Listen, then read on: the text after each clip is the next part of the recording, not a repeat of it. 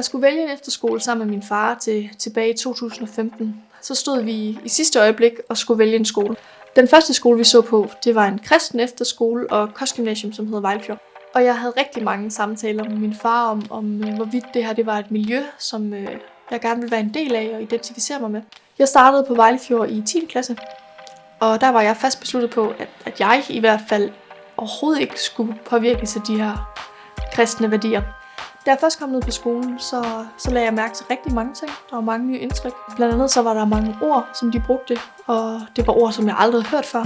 Ord som andagt og lovsang. Det var ord, som jeg aldrig var stødt på før i mit liv, og de havde absolut ingen betydning for mig. Men de fik det igennem tiden. De fik den betydning, at de var langtrukne, og de var irrelevante.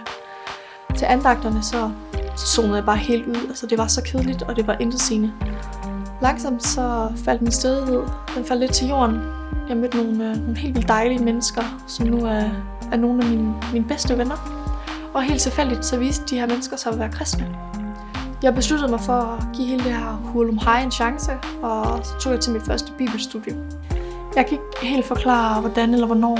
Altså, at jeg første gang vidste, at jeg troede på Gud, eller hvornår jeg begyndte at identificere mig som en kristen. Jeg kan sammenligne det lidt med sådan en vægttabsrejse, for altså fra dag til dag, så har man svært ved at se, at der sker en forandring. Men når man så ser tilbage til begyndelsen, så kan man jo sagtens se, at man ikke står det samme sted længere. Så er der de ord, jeg har kendt hele mit liv, og som altid har haft en betydning. Det er ord som tillid, hjertighed, det er tålmodighed, prioriteter, det er hjælpsomhed, og det er kærlighed.